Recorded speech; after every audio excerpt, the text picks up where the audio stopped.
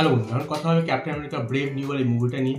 যে মুভিটি আমি হলে দেখেছি, বেশ ভালো লেগেছে মুভিটা আমার। মুভিটাতে সব থেকে ভালো যে জিনিসটা সেটা হচ্ছে মুভিটার অ্যাক্টিং। এখানে অ্যাক্টিং অ্যান্থনি ম্যাকি এবং হ্যারিসন ফোর্ড আর কার্ল লামলিও বলতে হবে, তিনজনে দারুণ অ্যাক্টিং করেছে। মুভিটা একটা সুপার হিরো মুভি, যে এইসব মুভিতে আমরা ফাইটিং অ্যাকশন এইগুলো বেশি ভালো লাগে থাকে, বাট এই মুভিতে acting was really good.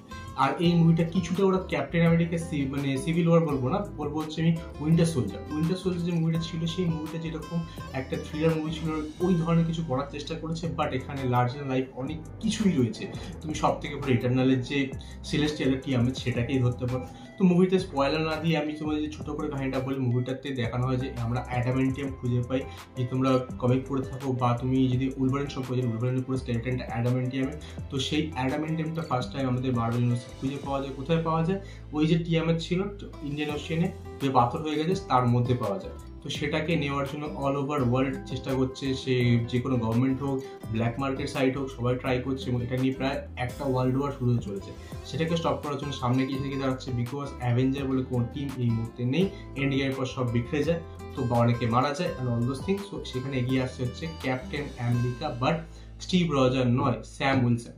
Falcon Winter Soldier দেখে থাকো, সেই সিরিজে কিন্তু ক্যাপ্টেন আমেরিকা মেন্টালটা ফাইনালি গ্রহণ করে হচ্ছে আমাদের এই স্যাম উইলসন।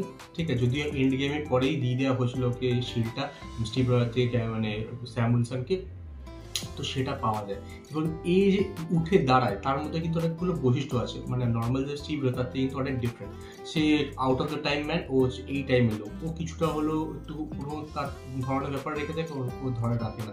ওটা সুপারস্টার সিরাম আছে, ওটা সুপারস্টার সিরাম নেই।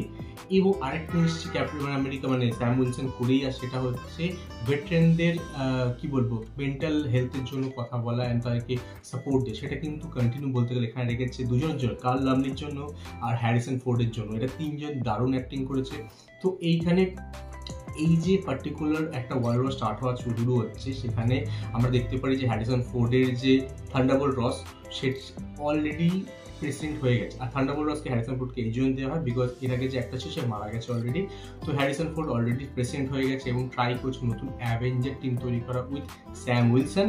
আর এখানে যে ফাইটিংটা স্টার্ট হওয়া শুরু হচ্ছে, ওয়ার্ল্ড ওয়ার স্টার্ট হওয়া শুরু, সেটাকে বন্ধ করার চেষ্টা করছে এবং ওদের আমেরিকাকে আগিয়ে রাখার চেষ্টা করছে। এরকম একটা ঘটনা হচ্ছে, সেখানে স্যাম উইলসন কার পক্ষ নেয়, কীভাবে সে উঠে দাঁড়ায়, সে নিজে সুপার সোলজার সিরাম না নিয়েও এত বড় বড় লোকজন কীভাবে ফাইটিং করে। এবং এই মুভিটাতে না তুমি পাবে হচ্ছে ইনক্রেডিবল হল্ক যে ছিল মুভিটা, সেই মুভির মনে হবে তার সেকেন্ড পার্ট। ঠিক আছে, বিকজ এখানে অনেক কিছু এই মুভি থেকে আছে। যে মুভির মেন ভিলেন সেটা হচ্ছে দ্য লিডার, তাকে আমরা ইনক্রেডিবল হলকেই লাস্ট দেখেছিলাম এবং সে এখানে লিডার যে পার্সোনাটা ফারিয়েই নেয়, কিন্তু তার ভিজুয়াল এফেক্ট আমার ঠিক পছন্দ হয়নি, তাকে ঠিক কয়েন টু অ্যাকুরেট বলে মনে হয় না। যদিও সেই হচ্ছে মেন ভিলেন। তারপরে বেটি রস এখানে চলে আসে, মানে থান্ডারবোল্ট রসের যে মেয়ে ছিল, এবং পুরো মুভিটা কিছুটা হলেও ইনক্রেডিবল হলকে সেকেন্ড পার্ট মনে হয় রাদার দেন একটা ক্যাপ্টেন আমেরিকার নতুন মুভি। এবং বাকি ক্যাপ্টেন আমেরিকা তিনটে মুভির সঙ্গে এটা তুলনা হয় না, বিকজ সেই মুভিগুলোতে স্টিভ রজারকে আমরা এস্টাবলিশ করতে দেখেছি তিনটে মুভি এবং অ্যাভেঞ্জার মুভিগুলোর মাধ্যমে। সেখানে ওর সঙ্গে এটা কোনো তুলনা হয় না, এটা স্ট্যান্ডার্ড একটা ক্যাপ্টেন আমেরিকা মুভি ধরতে পারে। বাট এখান থেকে প্রচুর জিনিস সেট আপ হয়, স্পেশালি ফর ডুমসডে এবং সিক্রেট ওয়ার এবং আরও কিছু নতুন হলকের ব্যাপারে কিন্তু অনেক কিছু সেট আপ হয়। এই মুভিটাতে না সেট আপগুলো বেটার মনে হয় রাদার দেন দ্য মুভি। শুধু এই মুভিটাতে প্রচুর রিশুট হয়েছে। আর্লি অন মুভিতে অনেক প্রবলেম ছিল, সেগুলোকে সর্ট আউট করে অনেক রিশুট করার পর যে মুভিটা দাঁড়িয়েছে সেটা আমার ভালো লেগেছে। বাট আমার মনে হয় না এই মুভিটা যেই বাজেটে গিয়ে এন্ড হয়েছে সেটা তুলতে পারে, বিকজ এই মুভিতে অনেকগুলো প্রবলেম আছে। ফার্স্ট হচ্ছে মুভিটা এতবার রিশুট হয়েছে, বাজেট অনেক উপরে চলে গেছে, যেটা তোলার কিন্তু খুব চাপের হবে। আই থিঙ্ক এটা কোনো অ্যাভেঞ্জার মুভির থেকেও বেশি খরচা করে ফেলা হয়েছে মুভিটা এত রিশুট হয়েছে বলে। আর প্যান্ডামিকে তার জন্য কিছুটা তাই। সেকেন্ড হচ্ছে এই মুভিতে স্যাম উইলসন যে সুপার সোল সিনটা নেয়নি, সেটা আমার খুব পোষাচ্ছে না।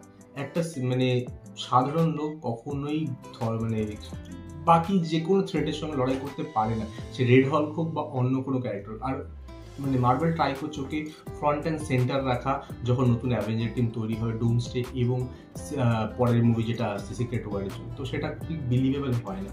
তো আমার মনে হয় স্যাম উইলসনকে যে সিরামটা নিয়ে নেওয়া উচিত ছিল সেটাও নেয়।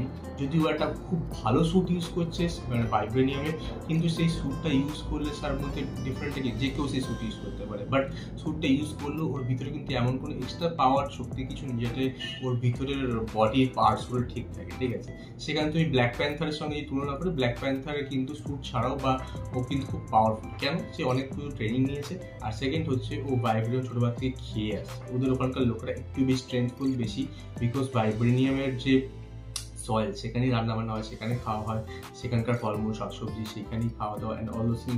ব্ল্যাক প্যান্থার হওয়ার সময় ও ভাইব্রেনিয়াম একটা পদার্থ ডাইরেক্টলি ইন করে, ঠিক আছে? তো সো ও পাওয়ারটা অন্য জায়গায় দাঁড়ায়, সেখান থেকে স্যুট ইউজ করলে ওর এনহ্যান্সড হয়। সেখানে স্যামুয়েলসনে করা কিন্তু কোনো এক্সট্রা পাওয়ার নেই, সেটা দেখতে একটুখানি অড লাগে। এইবার যদি বলি যে এই মুভিতে কিন্তু একটা ব্ল্যাক উইডো আছে, সেই ব্ল্যাক উইডো কিন্তু রেড রুম প্রোগ্রাম থেকে এসেছে, এবং আমাদের নাতাশা বা ফরেন্স পিউ কিন্তু আমরা থান্ডারবোল্ট দেখতে পাবো। তো যাই হোক, তো অল ইন অল বলবো একটা ভালো মুভি, কিন্তু হাই ফাই কিছু মুভির ওই 3টে মুভির সঙ্গে তুলনা হয় না, বাট একটা ঠিকঠাক ভালো মুভি, তুমি ওয়ান টাইম হলে গিয়ে ওয়াচ করতেই পারো। মুভির অ্যাকশন বেশ ভালো, মুভির যে ফাইটিং সিনগুলো মানে অন এয়ার সেগুলো খুবই ভালো। মুভিতে স্যামুয়েলসের নতুন ফ্যালকনদের তাকেও বেশ ভালো লাগে, জোকসগুলো ভালো ল্যান্ড করে, জিন পল এস্পোজিটো ভালো কাজ করেছে, প্রত্যেকের অ্যাক্টিং ভালো, স্টোরিটা ঠিকঠাক, ফাইটিংগুলো বেশ ভালো। কিছু জায়গায় তোমার ভিএফএক্স একটু মনে হবে যে ভিএফএক্স বোঝা যাচ্ছে, সেগুলো একটু বেটার হতে পারতো, বাট অল ইন অল একটা ভালো মুভি, ভালো একবার দেখাইতেই পারে। বাট এটার সঙ্গে তুমি কোনো ক্যাপ্টেন কোনো তুলনা করলে কিন্তু তুমি ভালো লাগবে না। আর এটা একটা ফ্যামিলি বেস মুভি, তুমি ফ্যামিলি নিয়ে বাচ্চা কাচ্চা নিয়ে ভালো গিয়ে দেখলে এটা মজা পেতে পারছো। তুমি কি মুভিটা দেখে তোমার কেমন লেগেছে আমি কমেন্টে জানাতে পারো। আমার সঙ্গে দেখা হবে নেক্সট ভিডিও।